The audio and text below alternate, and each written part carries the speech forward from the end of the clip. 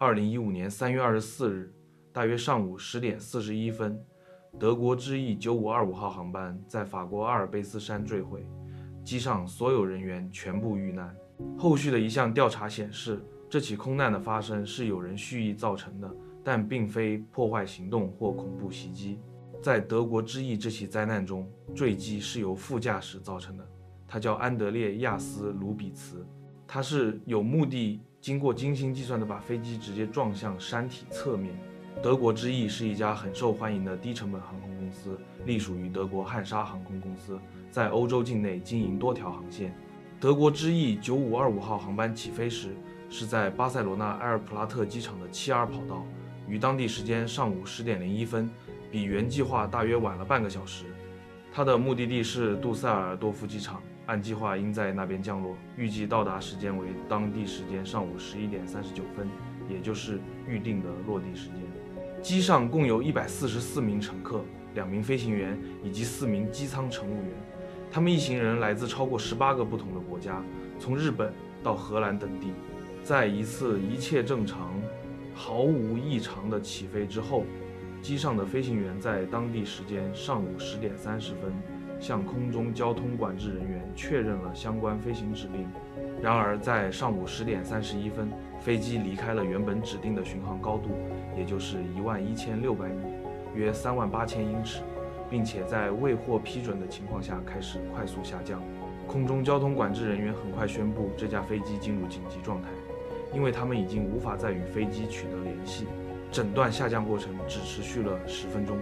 在这段时间里，一架法国军方的幻影战斗机从奥朗日卡拉空军基地紧急起飞，试图前去拦截这架客机。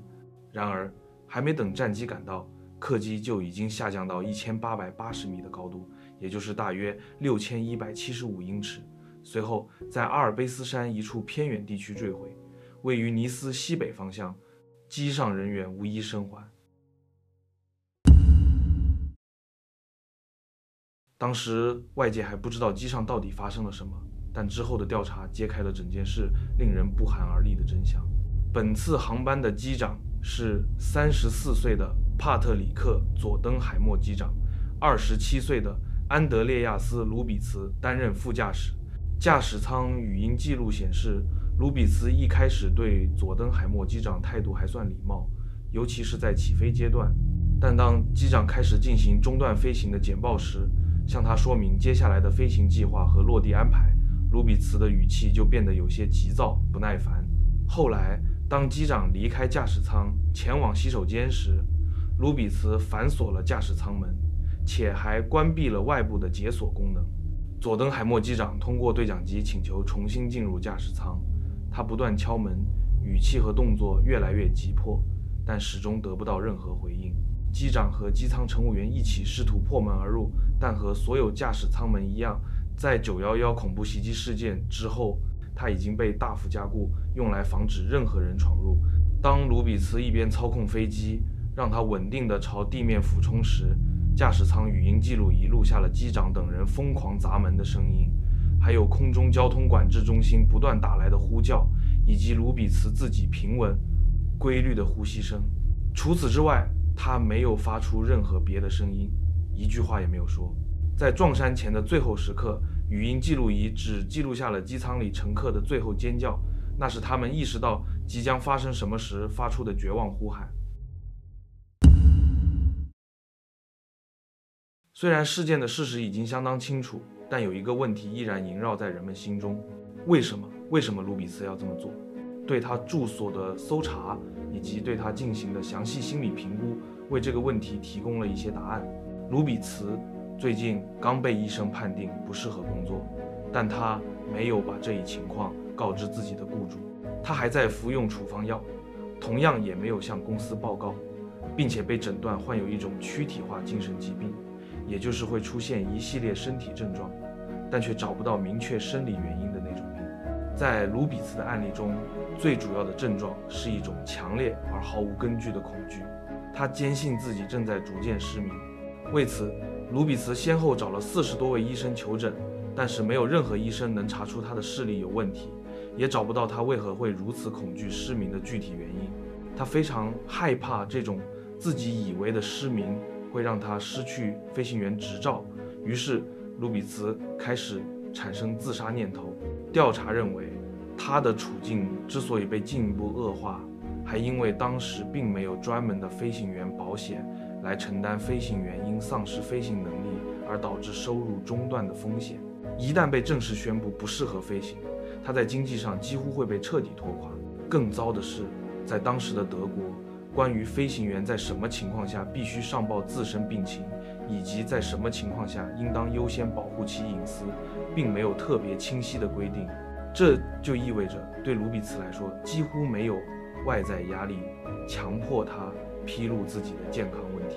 而航空公司也没有别的渠道得知这些情况，除非他本人主动说出来。事实上，调查发现，卢比茨曾在一台平板电脑上搜索过如何自杀以及驾驶舱舱门的安全机制等相关信息。更让人不寒而栗的是，他还预演过整套操作指令，练习如何输入一系列飞行指令来让飞机坠毁。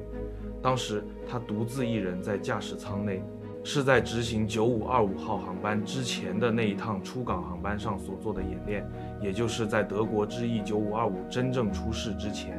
卢比茨为此做了非常充分的准备，一旦他开始执行自杀计划，就再也没有任何东西能把他从这个决定上拉回来，也没有任何人能拯救那另外149条被他一同带入坟墓的生命。在事故发生后的第一时间，德国之翼的母公司汉莎航空取消了多趟航班，原因只是因为有太多飞行员悲痛欲绝，或者情绪过于崩溃，根本无法继续执行飞行任务。他们永久停用了9525这个航班号，同时开始实施一项新规定，要求在任何一趟飞行中，驾驶舱内必须始终有2个人在场，全程不得只留下单独1名飞行员。许多其他国家也相继出台了类似的法规来跟进这一做法。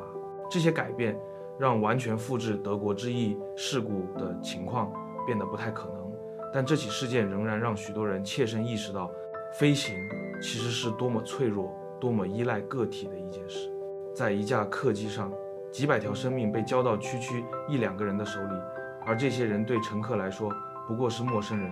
但我们却理所当然地把信任交给他们，却永远不可能完全知道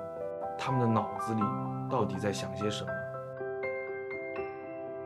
最后，如果你喜欢今天的影片，别忘了点个赞、分享并订阅我们的频道，开启小铃铛，才不会错过下一次的精彩探险。